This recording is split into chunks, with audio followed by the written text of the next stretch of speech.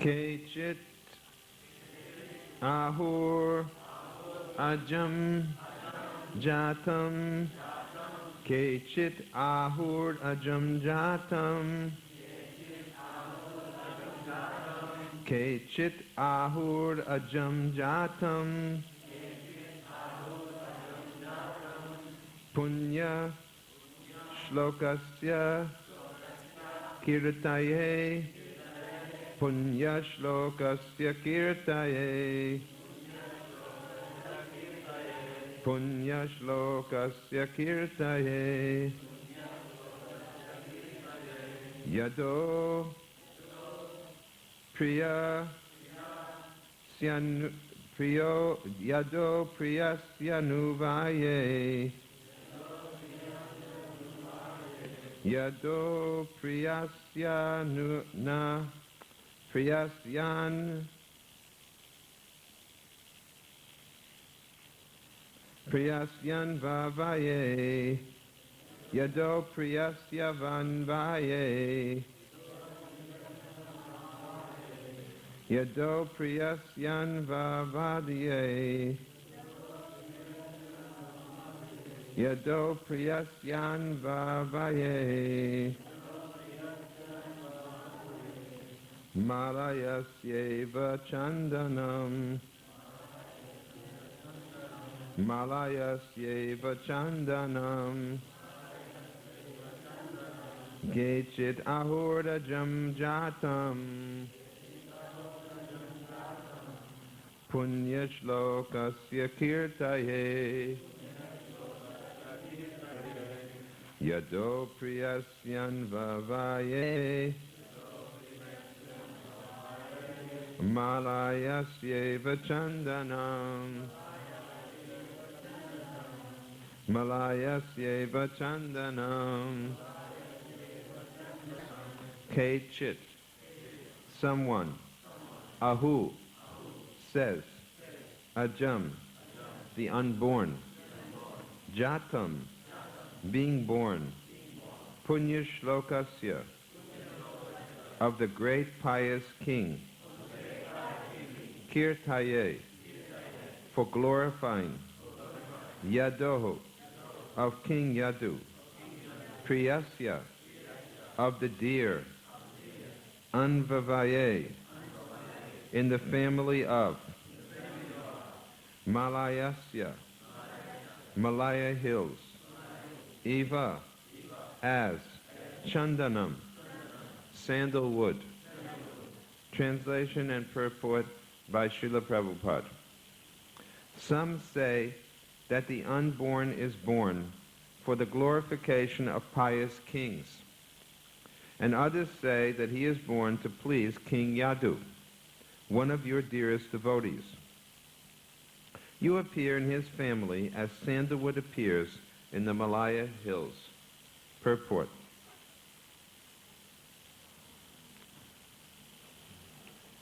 Because the Lord's appearance in this material world is bewildering, there are different opinions about the birth of the unborn.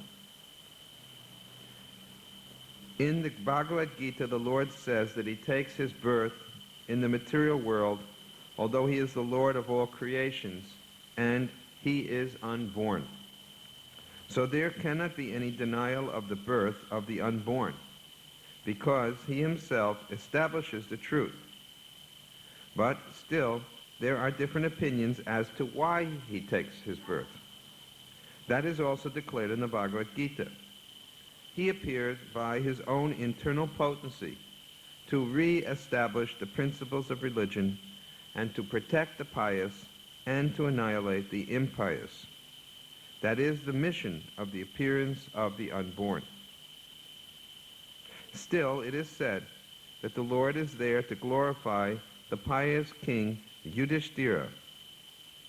Lord Sri Krishna certainly wanted to establish the kingdom of the Pandavas.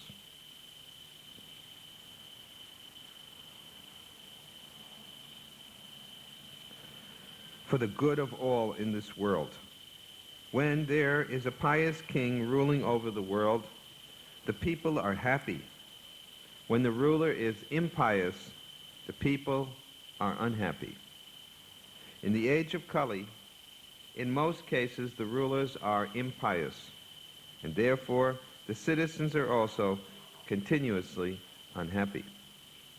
But in the case of democracy, the impious citizens themselves elect their representative to rule over them, and therefore they cannot blame anyone for their unhappiness. Maharaj Nala was also celebrated as a great pious king, but he had no connection with Lord Krishna. Therefore, Maharaj Yudhisthira is meant here to be glorified by Lord Krishna. He has also glorified King Yadu.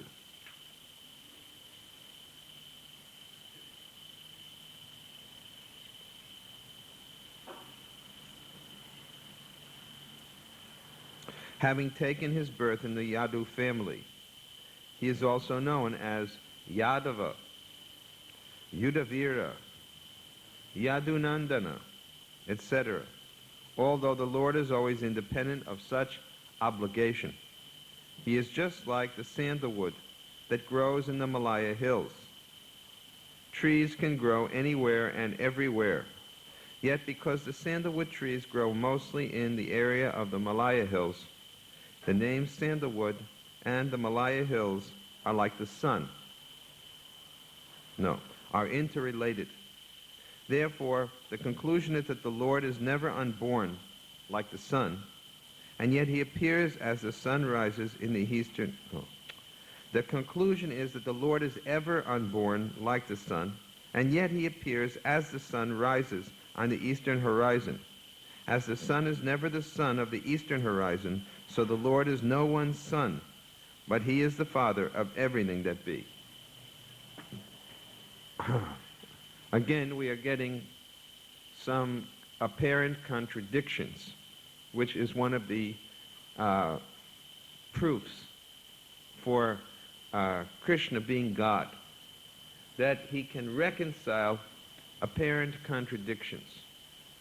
The only way that we can fully glorify God is by extreme examples or by opposites, because he's not ordinary.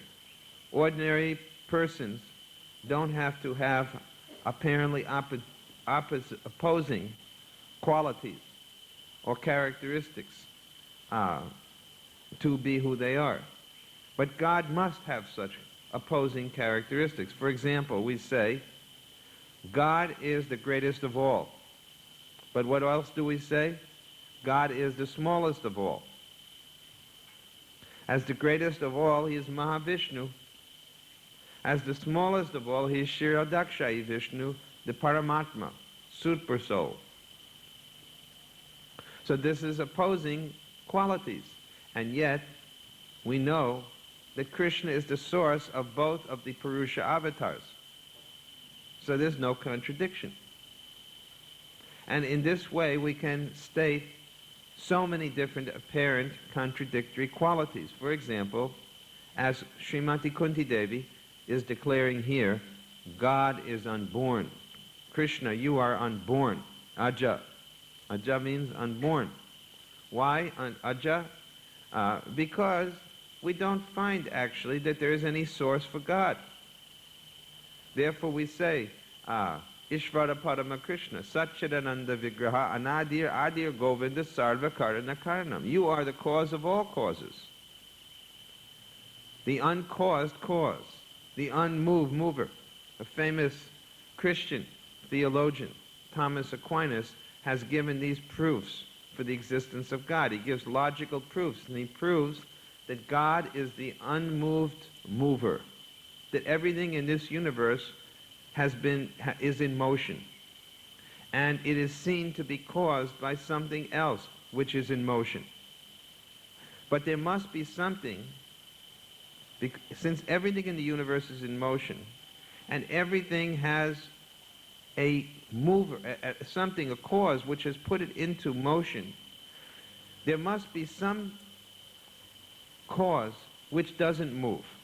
But that cause cannot be in this universe, because everything in this universe is seen to be in motion. Therefore, there must be God, who is outside this universe and who causes everything to come into motion. Then he says that God is the cause of all causes, but he himself has no cause. Again, by the same type of logic, he shows this. So this is the same thing confirmed in Brahma Samhita. Sarva karana karanam. You are the cause of all causes, but you don't have a cause. Therefore you are aja. You are unborn. Everything, everyone is seen to take birth. Prabhupada would give this common example. If you want to find out who is God, you see, you have a father. He has a father. He has a father. He has a father. He has a father. Go back, back, back, and back until you come to that original father that is God, who has no, he is unborn, but who everyone else takes birth from. That this is the same point. So Krishna says, Aham bija pratapita. I'm the seed-giving father of all living entities. Aham sarvasa prabhavo matta sarva pravartate. Everything comes from me. This is the same points.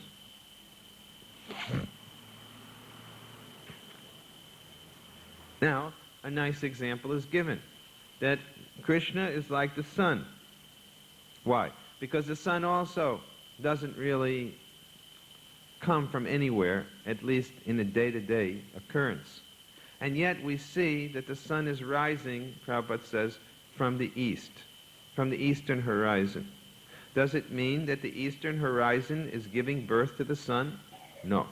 The sun accepts the eastern horizon as its beginning point, its appearance place. In the same way, it is said that sandalwood, which is a very valuable type of wood, we know that because we make the sandalwood into a paste to put on the lotus feet of the deities, put on the head of the Vaishnavas. So this sandalwood could grow anywhere, but it has chosen to appear, to be born, to grow in the Malaya hills. In the hills of Malaya, there is so much sandalwood growing. So sometimes it is said that the Malayan sandalwood, the sandalwood is like the child of the Malayan hills. Just as the sun may appear to be the child of the eastern horizon, just like Krishna may appear to be the son of Devaki. Otherwise, no one can be claimed to be the source of God. But God accepts the womb of Devaki because of her devotion as a proper place from which to take his birth. Just as sandalwood accepts the Malaya hills as a proper place to grow, or as the sun accepts the eastern horizon as the fit place from which to rise. So Krishna comes by his own sweet will. Ajopi shanaviyatman bhutanamishradopisham prakritim shramadistaya sambhavami atma mayaya. Atma maya means by his own internal energy. We are taking our birth not by our own internal energy. Why? We are being moved by the force of the external energy in the form of karma. Karma is under the laws of material nature. Maya dyakshena prakrite suyate sarcharachanam hetuna nena konteya jagat viparivartate. And this Maya is working under the influence of Krishna. Devihi esha gunamayi mama maya duratai. Very difficult for us to get over this influence of Maya. Everything is influenced by the three modes of material nature. Karma is the cause of our future births. And this karma is the action and reaction of the modes of material nature. So our birth is not transcendental, but Krishna's is. Janma karma chame divyam. Krishna's birth is spiritual. If I remember, you may remember you may remember your child's birth. Everyone remembers the birth of their child. And we celebrate the birth as happy birthday. But you're remembering your child's birth, supposing you're getting ready to die. Are you going to remember your child's birth? Is this going to help you when you're ready to die? That you'll remember the birth of your child? I don't think so. It won't unless you happen to name your child Narayan, like a Jamil, and start saying Narayan, Narayan. But Krishna's birth, Krishna says, Janma karma chame divyam yovam veti tatvataha tyakta deham puna janma naiti mameti. So Arjuna, anyone who remembers me, my activities and my birth, upon leaving this body, doesn't have to come back in this world. Everything about Krishna is transcendental. Everything. Krishna is so transcendental that even to meditate on him with anger, as Shishupal, with envy, with fear, as still it will be to the advantage of that person. This is the position of God. He is always auspicious. In the battlefield of Kurukshetra, Krishna was kind. To whom? Both sides. Not just to the Pandavas. Krishna was equally kind to the Kauravas. Why? Because everybody who died on that battlefield got liberated. It is not that God only preferred those who were saying Jai. He preferred everyone. Samaham sarvabhuteshu name dvesho stinapriyaha. No one is my friend. No one is my enemy. I'm equal to all because I am the father of every living entity. This is the position of Krishna. Some say that Krishna is born for the glorification of pious kings. Yes. Who is that pious king? Especially whom Krishna dedicated the battle of Kurukshetra to? Maharaj Yudhisthira. Why? Because Maharaj Yudhisthira was Krishna's pure devotee. Maharaj Yudhisthira was glorified by Narada Muni. Who can equal the position of the Pandavas? Narada Muni said that the Supreme Personality of Godhead, who is unborn, who is the master of all, is acting as your order carrier, is living in your house as one of you, as a friend, as a cousin. Narada Muni glorified Yudhisthira Maharaj. Who can equal the fortune of you Pandavas?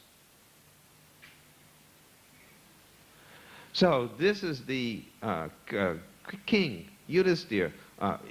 Perhaps Krishna has taken his birth just to glorify this pious king, Yudhisthira. Why? To put Yudhisthira on the throne. Because, as Prabhupada points out, when there is a pious king, the citizens are happy. And when there's an impious king, everyone suffers. Therefore, anyone in a position of leadership, what should they do? They must be able to deliver those who depend on them from the cycle of repeated birth and death. Otherwise, they have no business being leaders. That's the statement of Bhagavatam. If someone cannot save their dependents from the cycle of repeated birth and death, they have no business having any dependents. Unfortunately, today in the Kaliya, the situation is very much the opposite. We see so many persons in positions of leadership, and they're simply taking advantage of the citizens. Unnecessarily taxing the citizens, unnecessarily harassing the citizens. In the Srimad Bhagavatam 12th canto, we read how the impious leaders will behave. They will steal the wives of the citizens. They will steal the money of the citizens. They will steal the homes of the citizens. And everyone will be so much disturbed, they will have to flee to the forest to hide like an animal. It will be safer to live in the jungle amongst the tigers and lions than to live amongst the Kali Yuga leaders.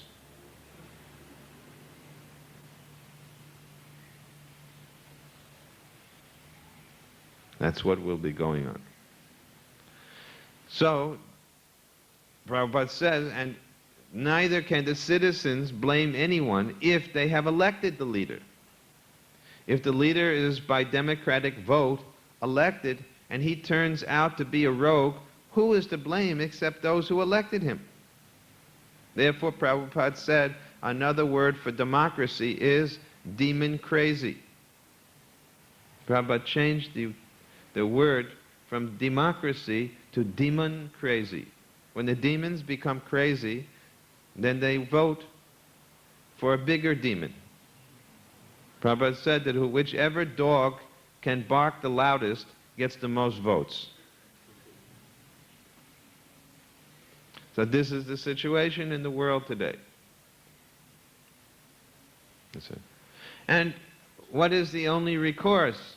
The only recourse is that we have to pray for the appearance of Krishna to right the situation. Yada yada hi dharmasya glanir bhavati bharata abhyutanam dharmasya tadatranam sijami aham paritranaya sadhunam vinashaya chaduskritam dharma samstarpatanataya sambhavami yuge yuge. Paritranaya sadhunam vinashaya chaduskritam, to protect the pious and to destroy the miscreants. Krishna comes. So, now you may say, well, what hope do we have the next time Krishna is going to, visit this earth? Is it the end of Kaliya as Kalki? But actually Krishna does come. Very recently he came as Sri Chaitanya Mahaprabhu. And when Lord Krishna 5,000 years ago left this world, he also left behind Srimad Bhagavatam, which is his literary incarnation. Chaitanya Mahaprabhu is Krishna himself. And in Kali Yuga, Haryanama, Haryanama, Haryanama, Eva Kevalam. Krishna has come as Harinam. So you cannot say that Krishna will not protect us. Paritranaya sadhunam. If you're a sadhu, you will get protection if you take shelter of these three Krishnas. Srimad Bhagavatam, Sri Harinam, and Sri Chaitanya Mahaprabhu. Lord Chaitanya has therefore recommended everyone should take shelter of Krishna's holy name. Everyone should read daily from Srimad Bhagavatam. And that is the program which Prabhupada has given. Srimad Bhagavatam class every morning. Chant 16 rounds every morning. Worship Sri Chaitanya Mahaprabhu by Harinam Sankirtan. So this is Krishna Varna Tvisha Krishna Sango Pangashta Parshadam Yajnai Sankirtanai Prayer Yajanti Hi Sumedasha. Those who have a decent brain, those who have good brains still, will worship the Supreme Lord Sri Chaitanya Mahaprabhu by the performance of the Sankirtan Yagna. This is how God is worshipped in this age, through Sankirtan Yagna. And others say that Krishna has come to glorify the great king Yadu. Why? Because he took his birth in the Yadu dynasty and became Yadava. So all of these reasons are given as possible reasons why Krishna has taken his birth. And which one of them is right? All are right. All are correct. There's no mistake in any of them. God can adjust and fulfill every requisite in order to meet the requirements, in order to meet the definition of what it means to be Bhagavan. Sri Krishna, Swayam Bhagavan. So this is the prayer which Srimati Kunti Devi has offered to Krishna to glorify him. Any questions?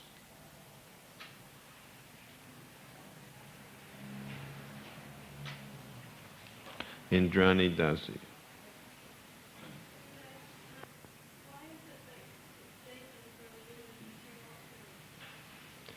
Question is, why are the demons awarded material opulence? Because, in order to entangle them more and more in material existence and to push them downwards. As man proposes, God disposes. So the demons are always proposing to God, not to God necessarily, but proposing, praying, give me material opulence, give me material opulence. At the same time, we know that the demons are meant to go downwards into hell. So Krishna knows that the quickest way to get the demons into hell is to give them material opulence. Because with material opulence, they will be able to purchase more and more sense gratification, which will be the cause of their downfall. That's why Krishna, who is known as Hari, takes away the opulence of a devotee. Because when a devotee has no opulence, he can't fall into Maya. All he can do is hold on to Krishna's lotus feet. That's why people don't like to be Vaishnavas, because they know to be a Vaishnava means to be simple.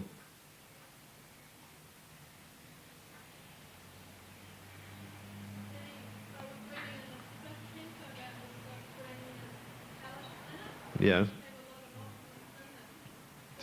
Subterranean hellish planets have opulence. Hells don't have opulence. There's a difference. There's a difference. The hellish planets that are described for punishment and torture are different than the subterranean heavenly planets. Subterranean, they're below, but they're like heaven, but they're all in darkness. They're lit by jewels and other things. It's not quite the same. Otherwise, there's no great pleasure in hell. Right? I told you when I arrived that thing about hell. Huh? Did I tell that? When I hear about the three choices the person got in the lift. Right? I told that here.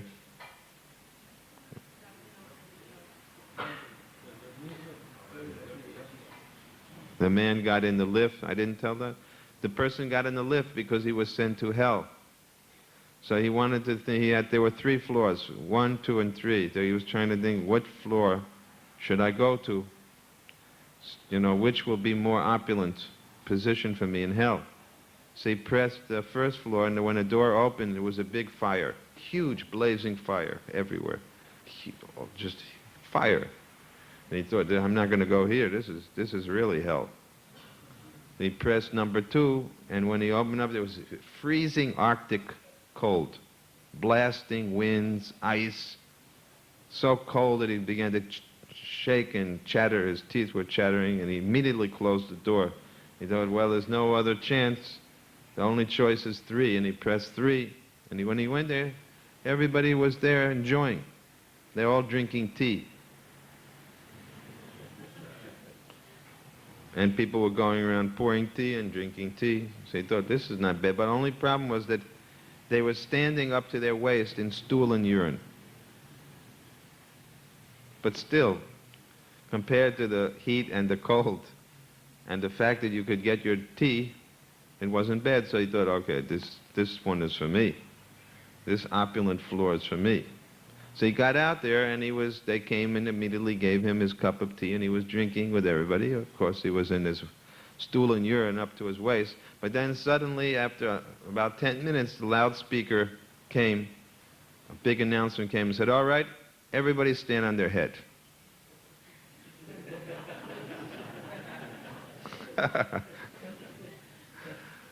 So, you cannot say that in hell there's some opulence. And if there is any opulence, it is like that. You may drink some tea for 10 minutes, then you have to stand on your head. So what kind of opulence is that?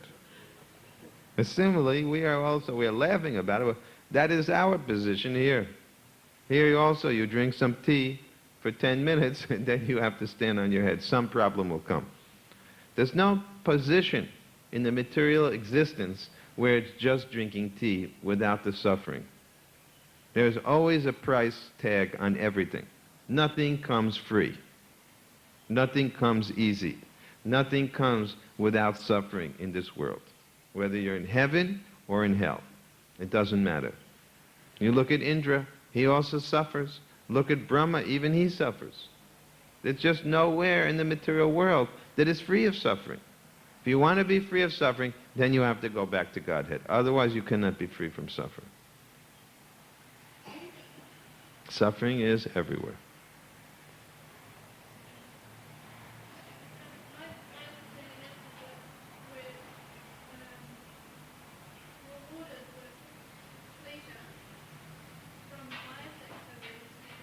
Yes. We're rewarded for pious activities with pleasure and punished for impious activities. Because they have also done, they may have done so many pious activities. You look at Ravana, you think he was the biggest demon. He did many pious activities also. He was very learned. He studied Vedas. He had so many qualifications. Look at Hiranyakasipu. Look at the pious activity, the tapasya he did. The demons, some of these demons are very materially qualified. But they have one disqualification. They are envious and hate God. So that is spoiling everything. That is the sand in the sweet rice.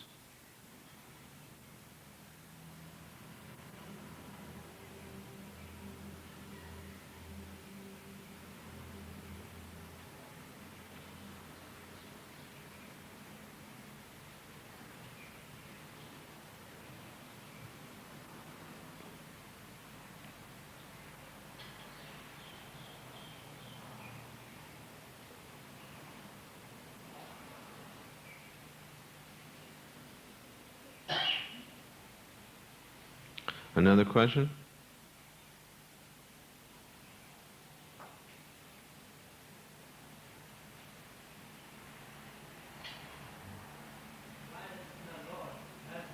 Doesn't the Lord hurt the demons in such a way? Help them. He does help them by sending them to hell. By going to hell, the demons are punished. And in that punishment, gradually they will come upwards. Punishment, don't you think when a parent punishes a child, doesn't it help the child?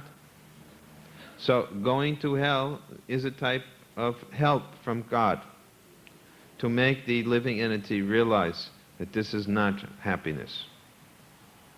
This is the way.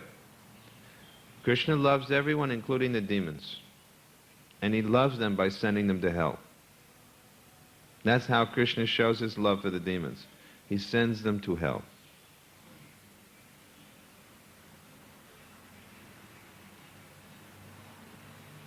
That's their punishment. Is it not clear? Is it clear or not? How are you going to help anyone else? These people are so envious, they will not take good lesson, good instruction in any way it's given in a positive form. So the only way they'll understand is by suffering, by punishment.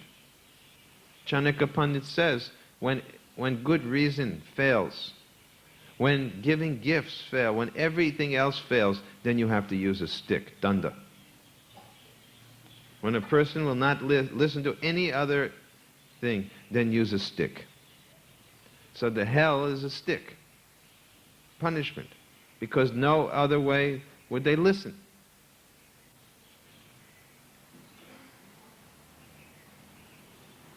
They're killing so many animals, eating flesh, so then they're sent to hell. And in hell they have to eat their own flesh. They stand there eating their arms.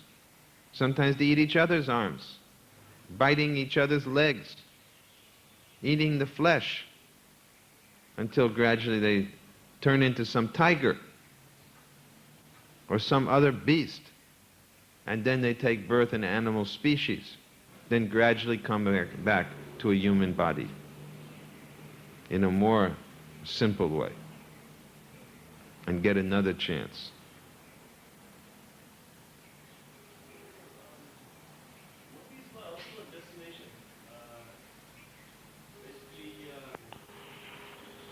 Well, it's not Australia or New Zealand or Europe or America, I hope. Ultimate destination is Krishna Loka, the spiritual world, where Krishna resides with his liberated devotees. And the identity is that you are Krishna's eternal servant. And neither Fiji, nor Europe, nor Australasia, anywhere, is actually your home as Krishna's eternal servant. Your real home is to be with Krishna in the spiritual world. So we should do everything to go back to that home. This life is meant to give you a chance to prepare to go back to Godhead. So you should utilize this human life. It is very rarely achieved. After so many births as a lower species, now you have a human form. If you misuse this human form, who knows when you'll get the chance again to be a human. Therefore, we should use our human life to cultivate Krishna consciousness, not for anything else. Not for anything else means if it is anything else which reduces Krishna consciousness, we should reject it. It doesn't mean you cannot have family, it doesn't mean you cannot do business, doesn't mean you cannot earn a living. All of these things you can do if they're done in Krishna consciousness. Everything you do has to have some type of spiritual purpose to it. If it's only material, then it's going to hurt you.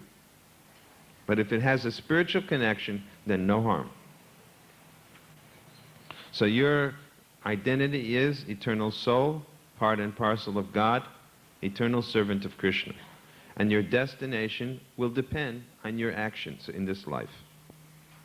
Yam yam vapi smaram bhavam tyajati anti kalevaram tam tam evaiti konteya saratat bhava bhavitaha. Whatever you think of at the time of death, that will determine your next birth. And the thoughts at the time of death are determined by what you do throughout your life. So that your future is in your own hands. You are creating your future. It is your decision.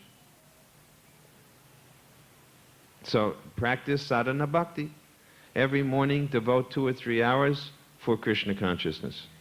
Then do your work throughout the day, do your other activities, and try to use some connection with these activities for serving Krishna. If you can earn money, give some portion of the money for Krishna consciousness. If you're going to have a family, make sure that you marry a devotee and you raise children who are in Krishna consciousness. Keep Krishna as the center of your home. Whatever food you cook in the home, offer it to Lord Krishna. Keep pictures of Krishna on your walls. Make friends, family friends who are also devotees. Keep some good association. This is the way to lead our life. Is that clear? Now, if you land up in Yamaloka, you cannot say, I didn't know, no one told me. Once you come in this temple and hear all these instructions, you have run out of excuses. You cannot claim in the court, I didn't know, no one told me. Then they'll remember, you remember on this day, you remember 7:30 in the morning, you asked this question, who am I, where is my destination? And you got the very clear answer.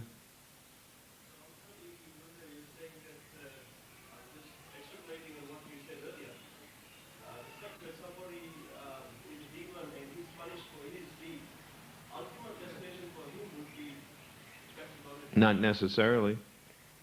He may go back and forth in the material world again and again. Krishna says, I cast them into the wombs of demons again and again. Again and again. They get very severe reactions. So although we would like to think that everyone will one day become liberated, there's no such guarantee given. It depends on the individual. If they remain envious, no. Some people don't learn by punishment. Supposing they're meat eaters, take their birth as tigers, then from tiger's body again come back into the animal, into human birth, and again meat eaters, and again tigers, and again meat eaters, and again tiger. Only way they can get out of this cycle is by meeting a devotee. That's the only hope. The only way that people can break the cycle of repeated birth and death is by the mercy of a devotee. It is only that way. There's no other way except by the mercy of the devotee. The other ways are very rare and unusual. But in every case, the mercy of God comes through a devotee. And by somehow associating with a devotee, a person can break the cycle of repeated birth and death. Therefore, because all of you are devotees, you should give your mercy to other people. They have no other hope unless they meet you. So if you're a miser, it means you don't care about them, then they have no hope. That is why we are encouraging people to please go out and preach Krishna consciousness. At least make your family and friends Krishna conscious, and try to influence others. All right, time is up. We have to greet the deities now. Srila Prabhupada ki, Gaur Bhakta Vrinda ki jai, Gaur Premanandi.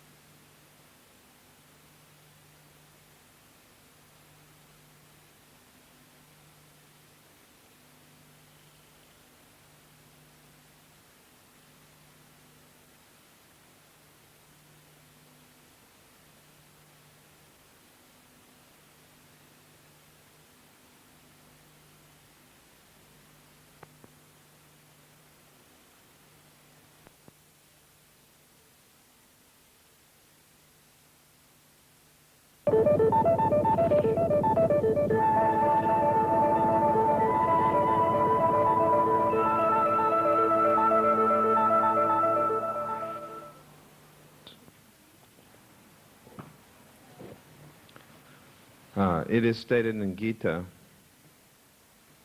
Bhoktaram Yagnatapasam, Sarvaloka Maheswaram, Suridam Sarvadehinam. The friend or best well-wisher of everyone is Krishna. I remember a lecture in Hawaii Prabhupada gave, and he said to all the people, you should always know that Krishna is your very best friend. But these two, Sakyam and Atmanivedanam, are especially for the liberated condition.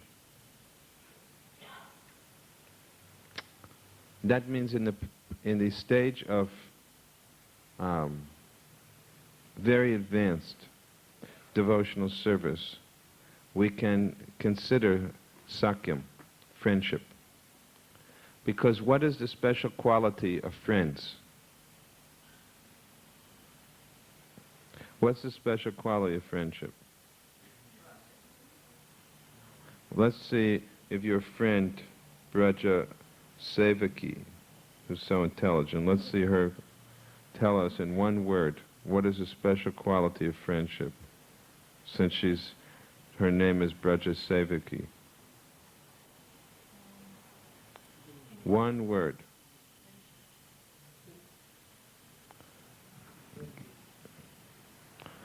Fortunately, Jagannath couldn't contain himself and spoke out of turn by giving you the answer. Equality. Friendship is possible amongst equals. If there's no equality, there's no friendship. True friendship is between equals. So if you think that you're equal to God, at our level of advancement, that thought will be offensive. But when you are very advanced, then you can think. Just like, look at Mother Yasoda. She not only thinks that she's the equal of Krishna, she thinks that she's superior to Krishna. She's Krishna's mother. She has to care for Krishna, feed Krishna, correct Krishna. So this type of love is when someone is very, very advanced. At our level of advancement, we cannot go up to the point of Sakyam and Atmanivedanam at the present moment. That is possible, but it will take some time to develop so much devotion.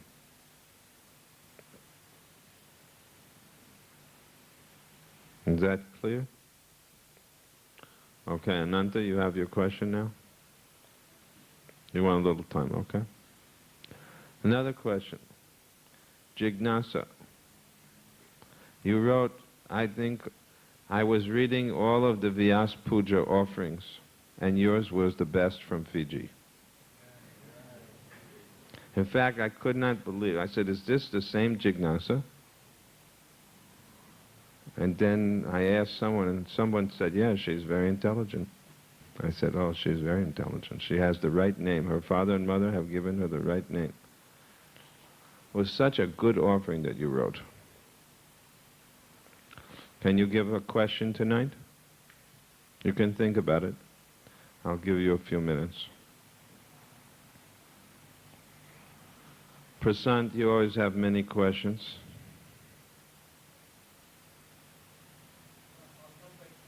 Okay. What about your friend to the right? Question is that sometimes we have demoniac qualities in us. And this morning's lecture I said that the demoniac qualities are diminished by association with devotees. Why is it then that we still see these demoniac qualities remaining? Yeah. One thing is that if we continue to commit offenses, then our bhakti is hindered from taking its full effect. The association of devotees must act effectively. But if we are committing offenses, then the progress will be checked.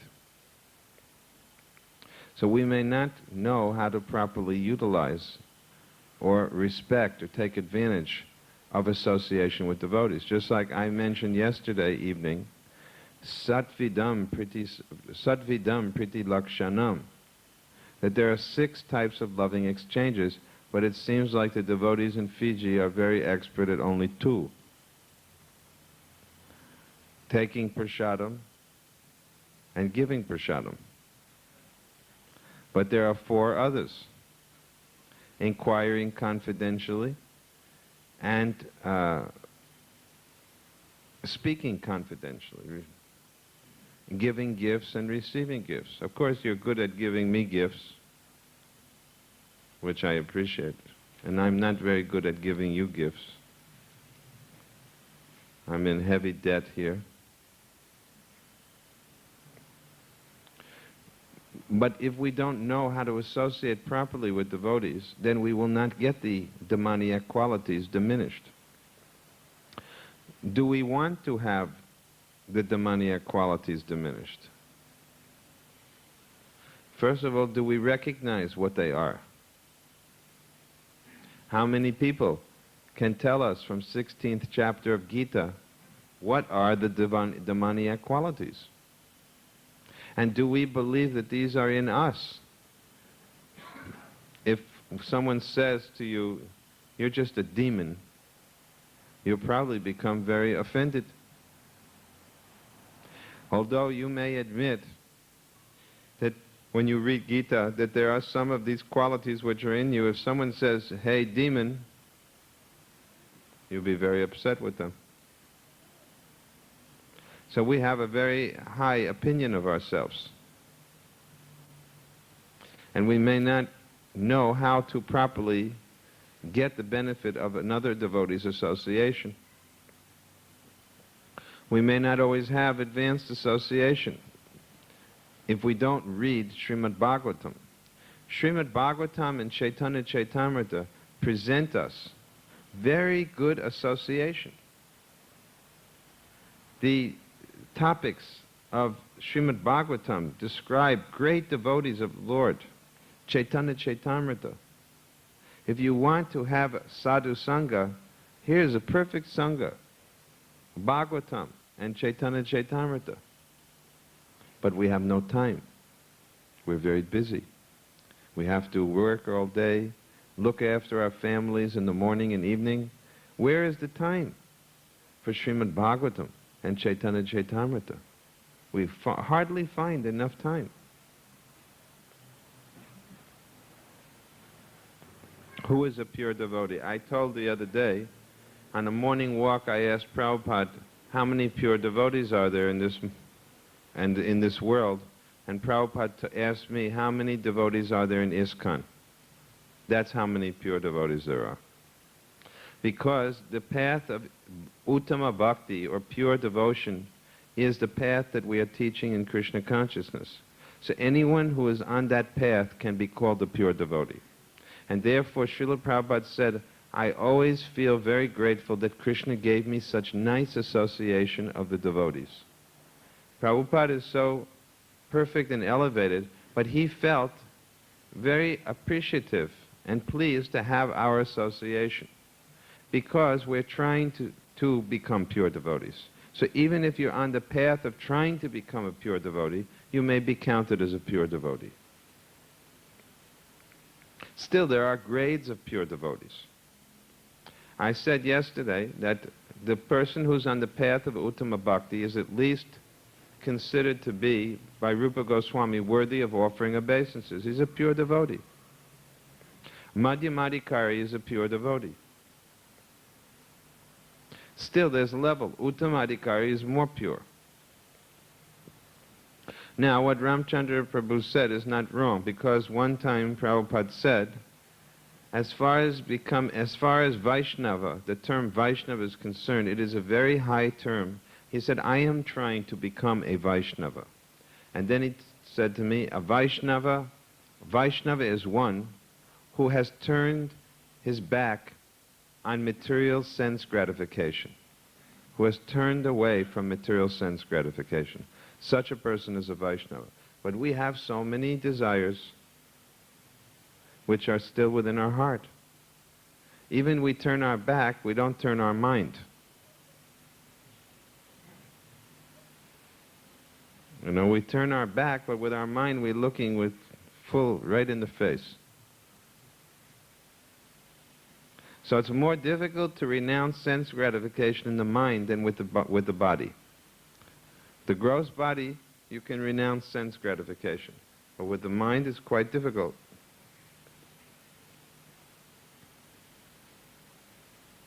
Another question?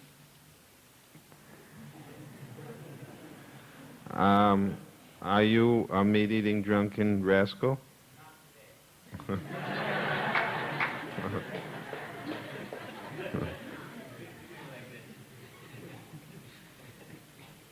I think that the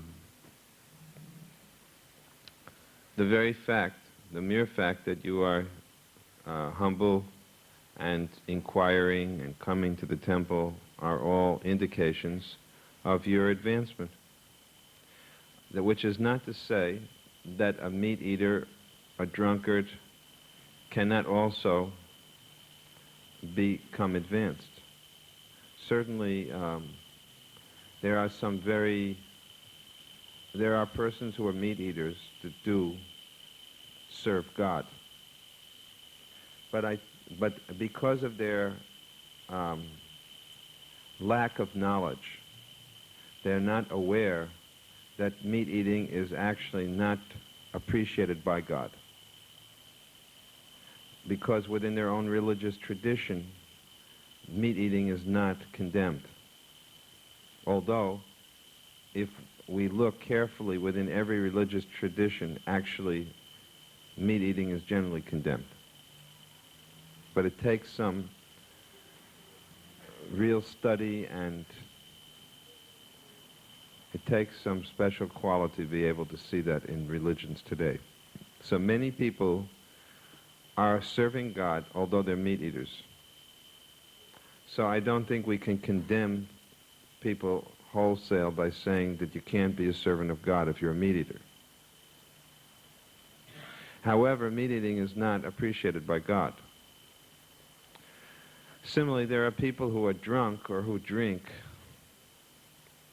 and who also serve God. So there's no condition which excludes one altogether from serving God. However, there are certain conditions which make it more favorable to serve God. And that is why we insist on these 4 conditions. No meat, avoid abstinence from meat, fish, or eggs, gambling, intoxication, and illicit sex. Because if one can follow these prohibitions, observe them, then it becomes very, very easy to serve God, much easier. But it doesn't mean that if you can't follow them, that you can't serve God. For example, today, we went out on the street chanting Hare Krishna. And so many people who are meat-eating, drunken rascals heard us chant Hare Krishna. And that's considered Shravanam. The most important and first part of devotional service is to hear. They heard. And maybe their hearing, was namabas. It wasn't pure. But they heard, and even if they joked about us and said, look at those crazy Hare Krishnas, they make advancement. Prabhupada said that even a drunk man, a drunken person, when drinking, if they remember the verse from the Gita where Krishna says, I am the taste of liquid, and when they're drinking their grog, if they say, Rasoham apsakunteya, Shri Vishnu, Shri Vishnu, Shri Vishnu. They can make advancement. But Krishna is quite liberal. Now that doesn't mean that we are recommending grog drinking, but it does mean that Krishna is going to make a big deal out of a very little that you do for him. Whatever little you do for Krishna, Krishna will magnify it many times. That's his mercy, that's his kindness. I mean, there were persons who were opposing Krishna and Arjuna in the battlefield, and just because they saw Krishna, Krishna gave them liberation. And they were trying to kill Krishna. Just by seeing Krishna, they got liberated. That's how magnanimous Krishna is.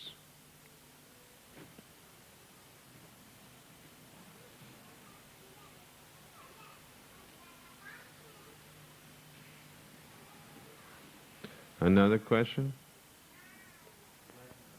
Yeah. The universal form, Virat Rup, is, sometimes Prabhupada says it is also a philosophical form.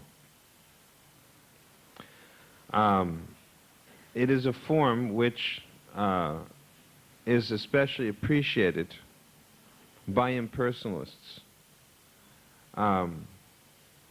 A personalist will not very much appreciate the universal form, other than the fact that it indicates the greatness of God. When Krishna showed that universal form to Arjuna, Arjuna said, "Please show me your four-arm form," after that. And then finally he said, "Show me the two-arm form."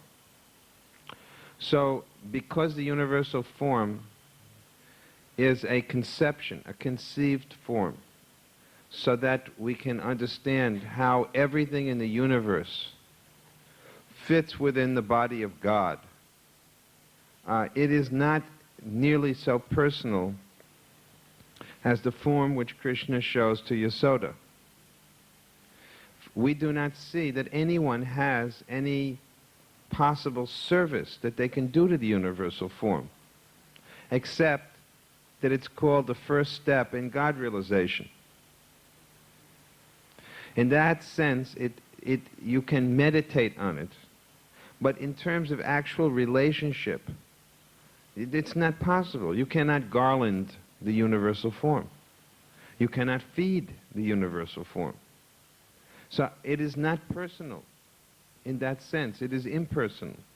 It is a philosophical conception by which to meditate on God in different aspects of nature. When you see the sun, you can think this is the eye of God.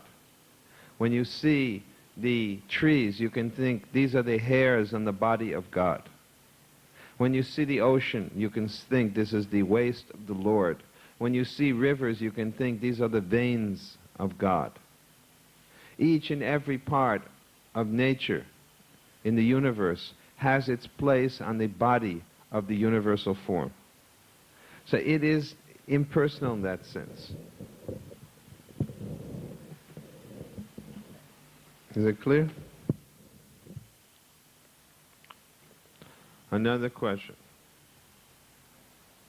Children do not make any mistakes. Not only children, you'll be glad to know women also. Now you're pretty happy about that. Yes, women are very fortunate, and so are old people. They cannot be blamed. However, Vaishnavas can be blamed. Not children, though. But even there is some fault in the sense we see. Who is that Muni? Mandak, was it Mandak Muni? Manduka Muni.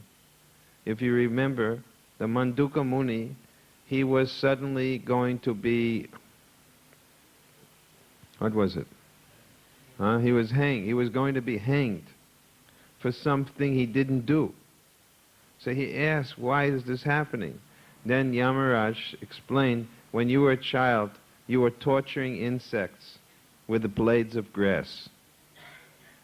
And because of that, when the Muni heard this, he said, that is not correct, because I was a child, and children are faultless. So he cursed Yamaraj that you do not know the philosophy correctly. You do not know Shastra. You should take your birth as from the body, a womb of a Shudrani. And so Yamaraj was born as Vidura by the curse of Manduka Muni. But the point is that children are not to be faulted, and they make no mistake. Just as you will easily forgive them, so will Krishna, if they do something out of their ignorance. Children have only to benefit and gain. Still, the habits which they learn certainly will stay with them and linger. For example, how can we say a child is eating meat, flesh of an animal? Is there no reaction? There is reaction. If there's reaction. Not nearly so severe a reaction for when it is for an older person. But ignorance is no excuse, so there must be some reaction. So I'm giving, what I'm saying does seem to be contradictory. To some extent I say there is reaction, to some extent I say there none. But for small children like your children, there's no mistake. Everything they're doing is favorable. As long as you guide and protect them nicely, they have nothing to do but go forward in spiritual life. All these children are very fortunate, and we should give them so much love and affection. Whatever love and affection you give to your children now will help them in their spiritual life. Because they are Vaishnavas, and you are giving love to them, that will encourage them in their Krishna consciousness. We should not be cold or impersonal in our dealings with the children. We should be very friendly with them and very loving towards them. Who knows? They may become the future Prime Minister of Fiji. We don't know who's sitting here.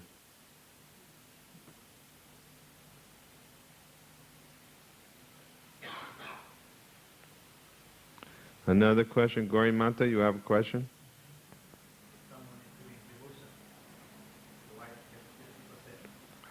What if the wife does devotion?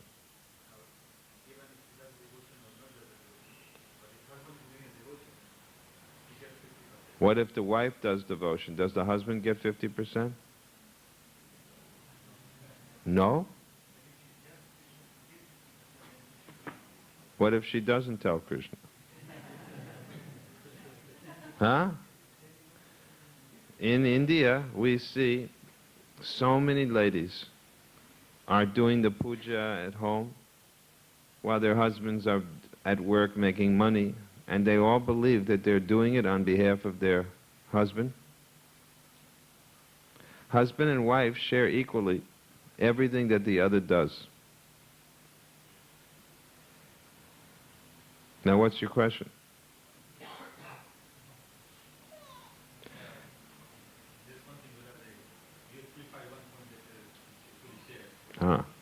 Equally shared.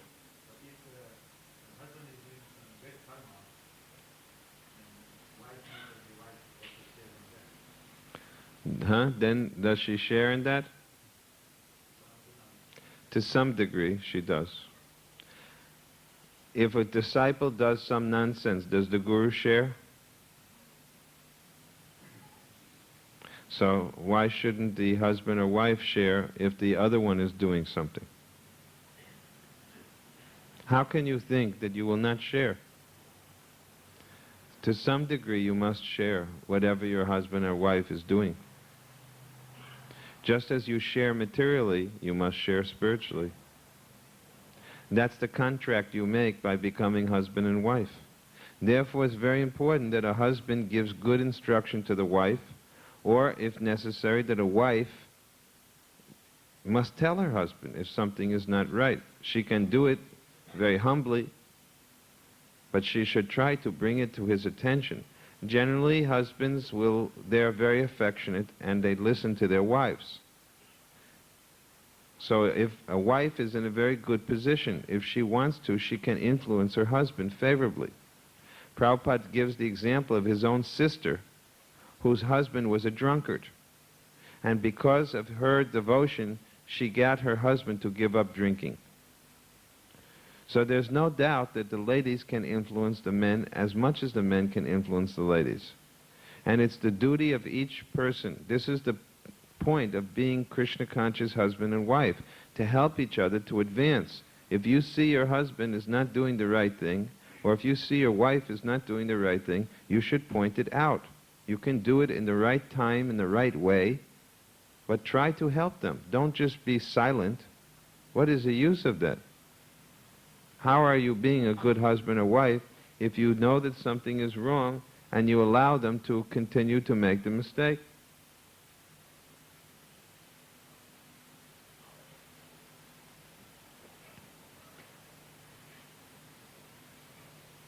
And then it becomes certainly your share. If you know that your husband or wife is making some mistake and you don't point it out, you become equally guilty. Just like if a guru has a disciple and the disciple makes a mistake, the guru must point it out. That's his duty to do so. And similarly, if a disciple becomes very fallen and offensive, then the guru must reject that disciple. He must beg forgiveness from Krishna and beg pardon from Krishna that I was unable to help this disciple, please forgive me, but I cannot take responsibility any longer for this person. They're too offensive. Similarly, it is mentioned that although husband and wife should always stay together, there are some instances in which it is better they separate. If the husband is very fallen, then the wife has the right, according to Prabhupada in his purport, to separate. Although normally a wife should not leave her husband under any circumstance. But there is some provision. If the husband repeatedly is fallen and will not change his ways, then a wife may have to do that. It's not recommended, but it is if to save her spiritual life. We don't expect that that should happen very often, but the provision is there. What's the second part of your question? Covered both? Another question? If you can get out of the material world to be able to serve Krishna better, then no harm.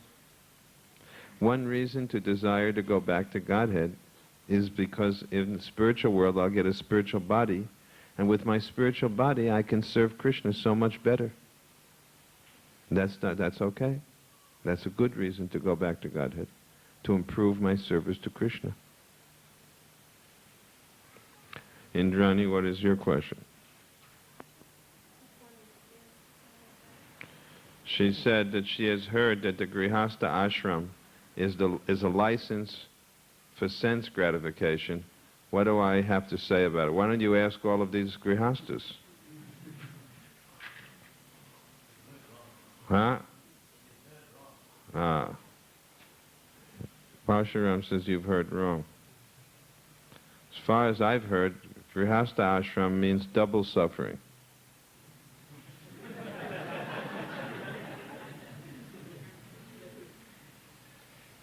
Not only you have to suffer your own problems, you have to suffer the problems of the person you're married to. But actually, Grihastha ashram is recommended. Prabhupada recommended that most of the boys and girls should get married. And we see that practically most do get married, because it is a proper way to purify one's desires, but it is not a license for sense gratification.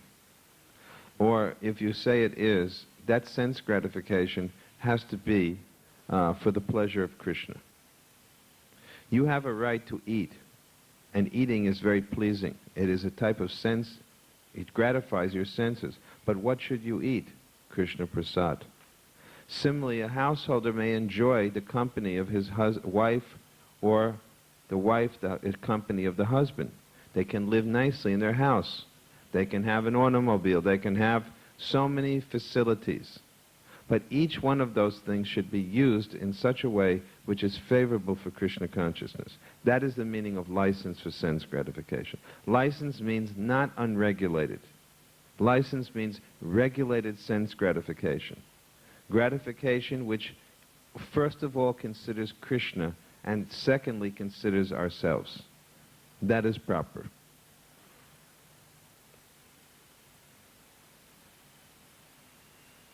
And that is necessary.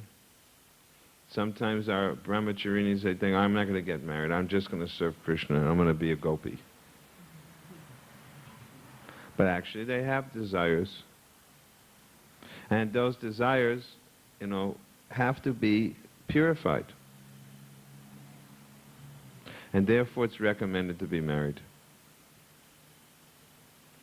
Women must be taken care of, either by the father when they are young, by their husbands when they get married, or by their sons or elder children when they grow up, when they get old. So that's the system.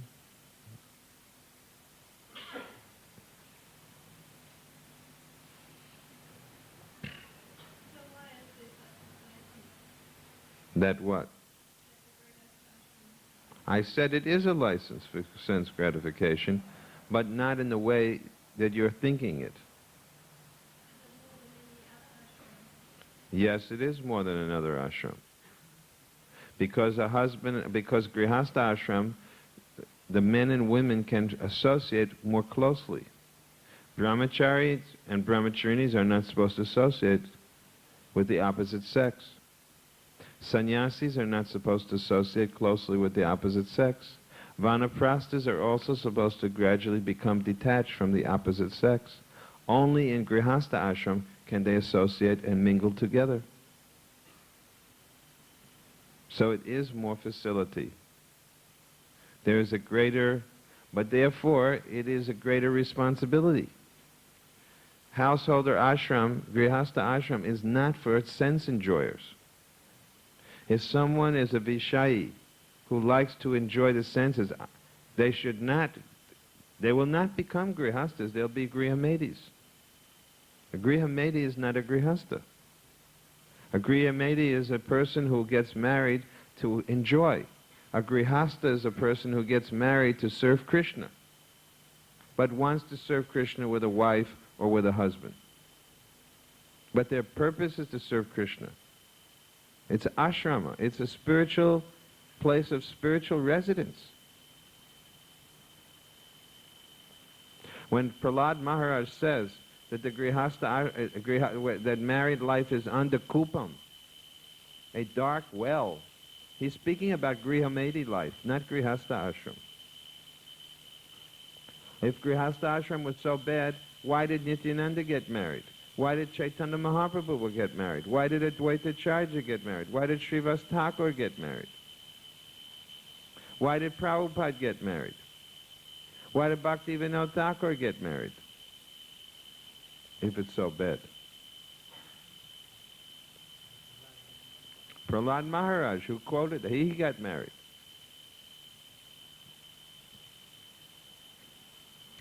Grihastha ashram is a proper method, step for making spiritual advancement.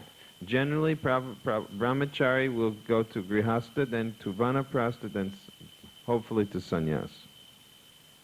Unless they're very fixed up brahmacharis, then they can avoid Grihastha ashram. And Prabhupada said, very good, you avoid so many problems. Because it is a problem to take care of a wife and children. So much energy has to be given to look after a wife and children. And a brahmachari is quite free of all of those botherations. But if the brahmachari is always thinking of women in the mind, then it's no use to remain a brahmachari.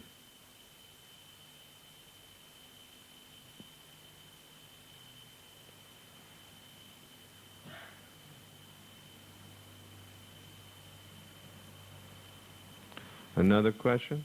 To what extent is our life predestined?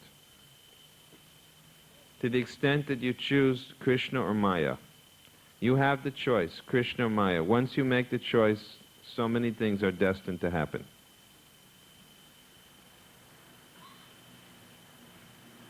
You have free will. You have free choice. Choose Krishna or Maya.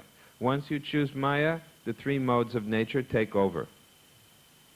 Once you choose Krishna, Krishna takes over. But the main choice is yours, Krishna or Maya. The details are not very important. What Krishna decides to arrange, what Maya decides to arrange, they know.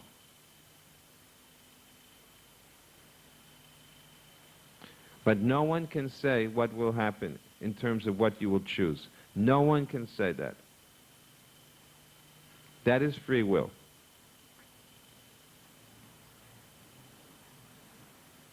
Does God know? Yes. Does God make it happen? No. Because he knows doesn't mean he makes it happen. He's detached. One of the qualities of Bhagavan is supreme renunciation. That's the difference between us and God. If we know something, supposing you have a child, and you know that if your child does such and such, it will harm them, you won't let your child do that. You may even force your child not to do it. But Krishna will not force. Krishna will advise, Krishna will encourage, but he does not interfere with the free will, the minute degree of independence of each one of us. We have the choice. We cannot blame God that we came in this world. We cannot blame God for whatever we are suffering or enjoying. That was our decision.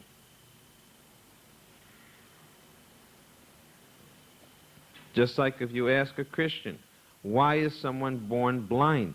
They say because God thought that the person needed to learn by being blind. They blame God. But we don't agree with that. We say no, it's karma.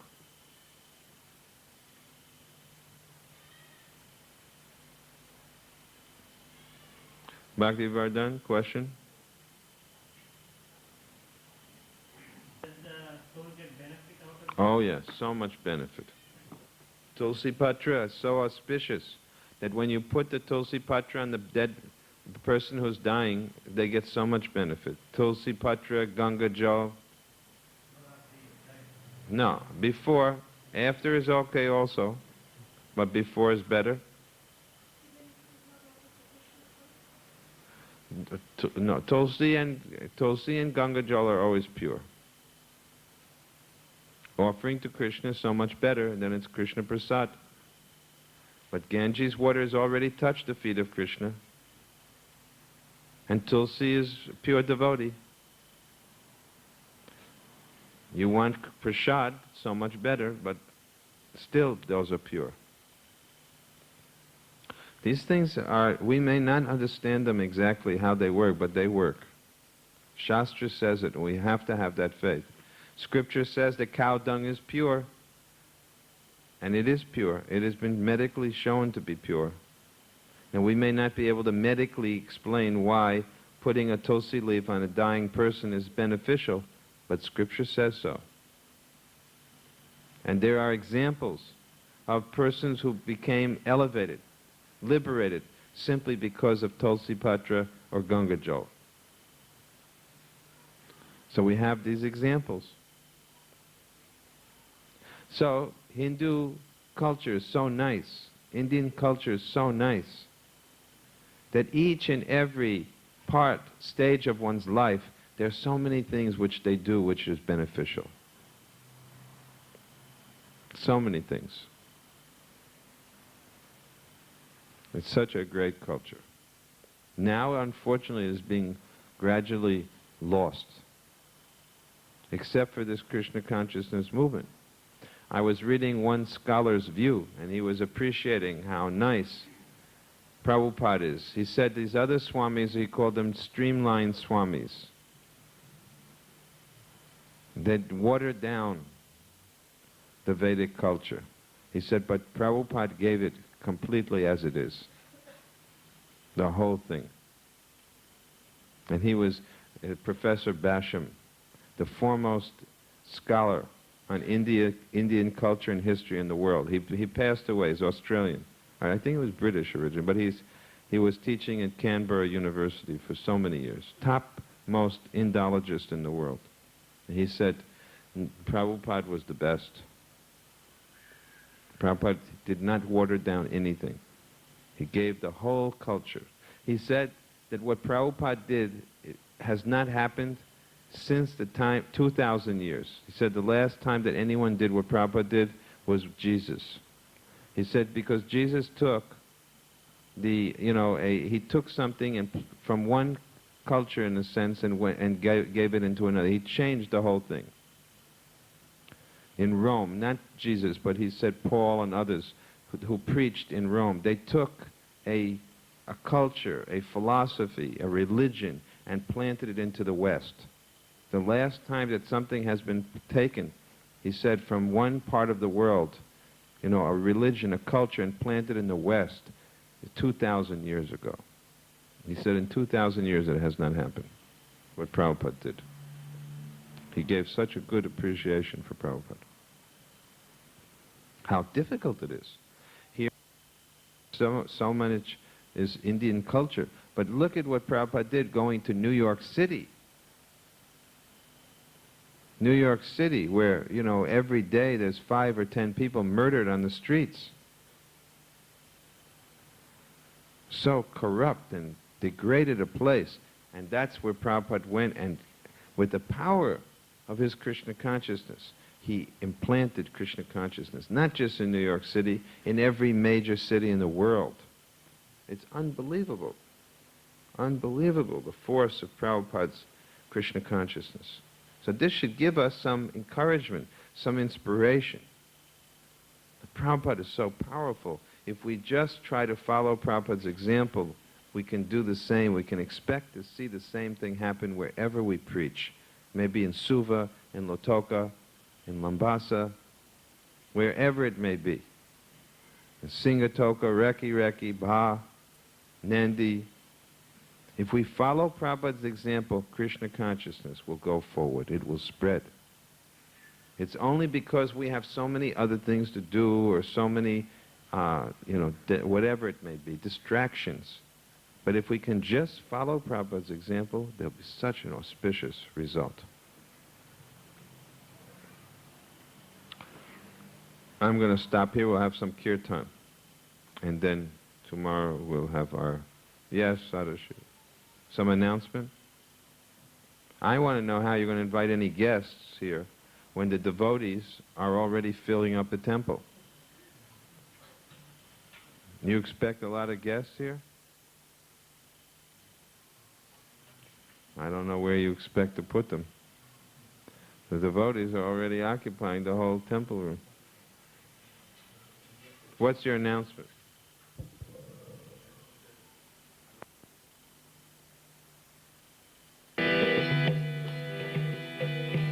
Hare Krishna, Krishna Krishna, Hare Hare, Hare Rama,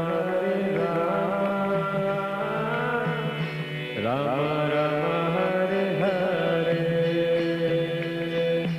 Hare Krishna, Krishna Krishna, Hare Hare,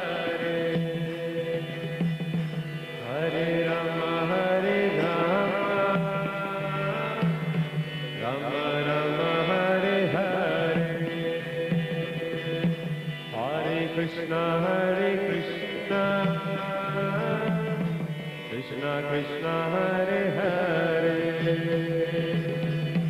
Hare Rama, Rama Rama, Hare Hare, Hare Krishna,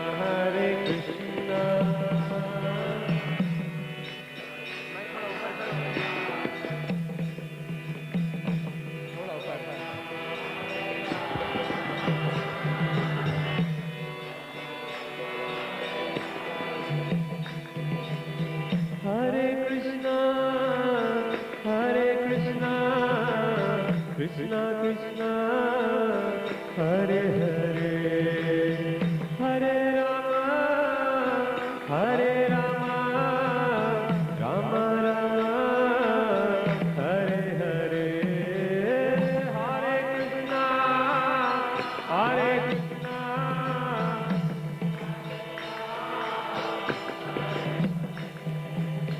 Hare Rama, Hare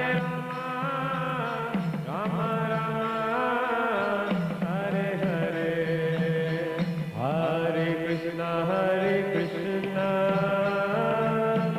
Krishna Krishna, Hare Hare, Hare Rama, Rama Rama, Hare Hare, Hare Krishna,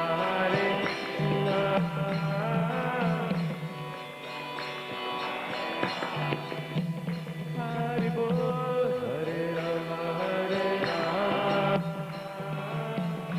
Rama Rama, Hare Hare, Hare Krishna, Krishna Krishna, Hare Hare, Hare Rama, Rama Rama, Hare Hare, Hare Krishna,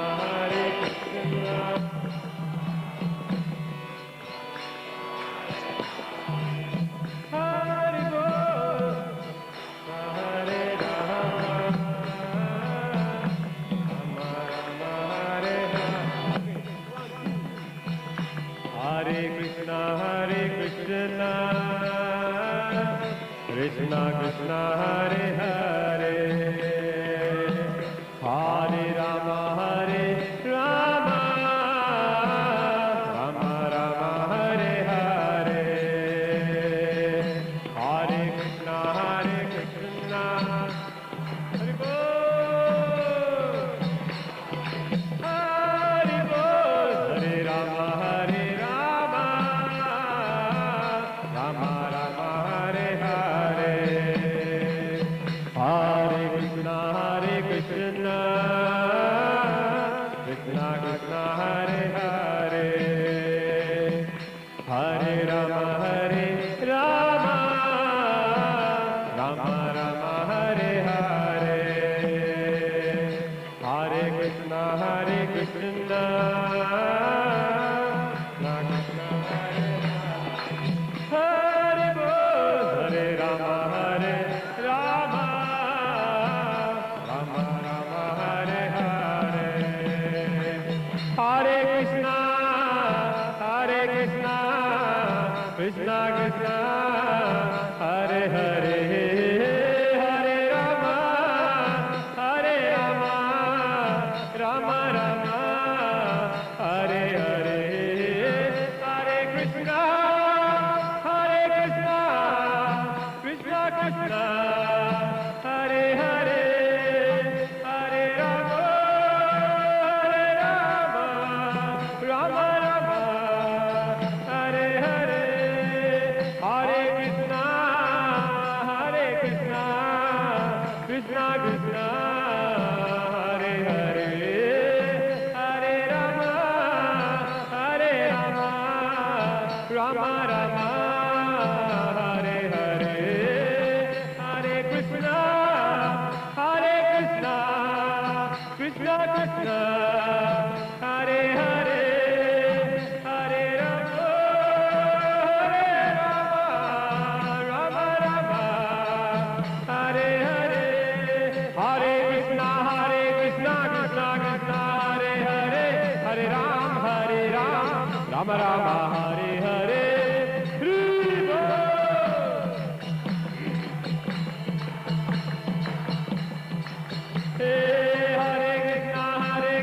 Krishna Krishna, Hare Hare, Hare Rama, Rama Rama, Hare Hare.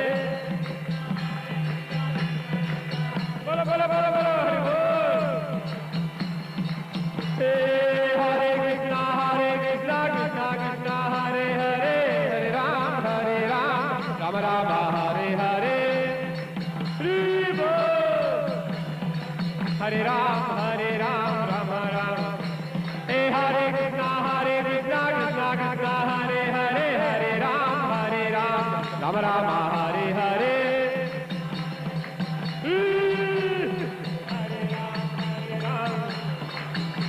Hey, Hare Krishna, Krishna Krishna, Hare Hare, Hare Ram, Rama Rama, Hare Hare.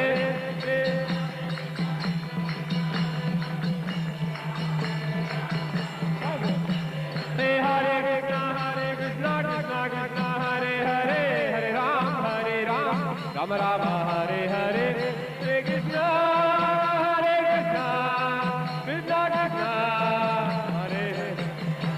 Hare Krishna, Krishna Krishna, Hare Hare, Hare Ram, Rama Rama, Hare Hare.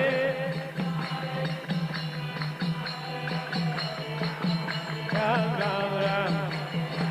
Hare Krishna, Krishna Krishna, Hare Hare, Hare Rama, Rama Rama, Hare Hare.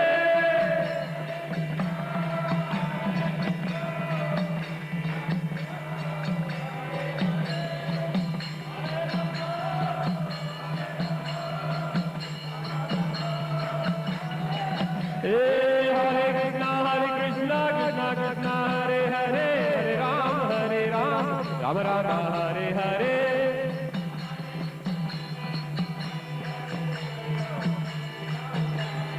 Hey, Hare Krishna, Krishna Krishna, Hare Hare, Hare Ram, Rama Rama, Hare Hare. Bolo, bolo, bolo. Nithai Gauranga, Nithai Gauranga, Nithai Gauranga, Gaura Hare. Nithai Gauranga, Nithai Gauranga, Gaura Hare. Nithai Gauranga, Nithai Gauranga, Nithai Gauranga, Gaura Hare. Hare Krishna, mere chela ka. Wait, last one. Jai Satchinandana, Jai Satchinandana, Jai Satchinandana, Gaura Hare.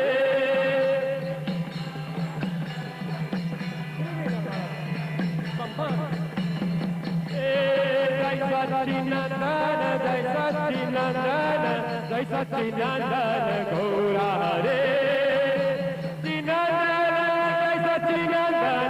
Jai Satchinandana, Gaura Hare. Gaura Hare, Gaura Hare, Gaura Hare.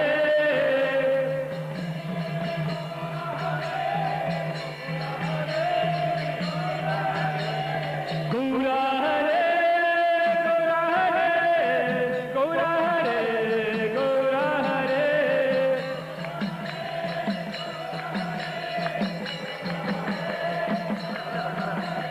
Hare Krishna, Hare Hare, Hare Ram, Rama Rama, Hare Hare.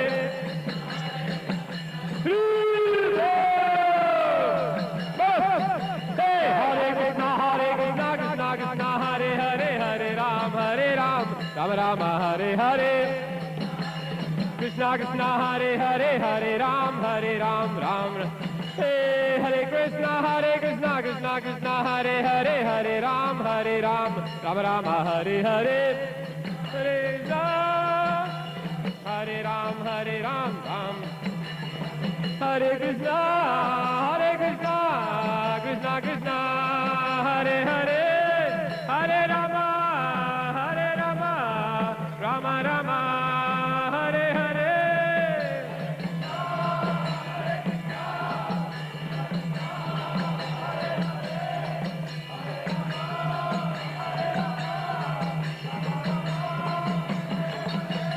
Hare Krishna, Krishna Krishna, Hare Hare, Hare Rama,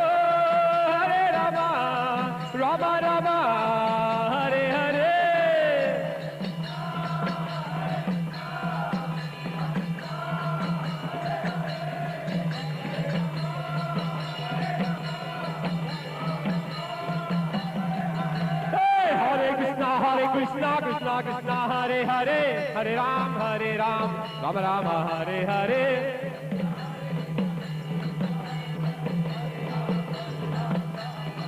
Hare Krishna, Krishna Krishna, Hare Hare, Hare Ram.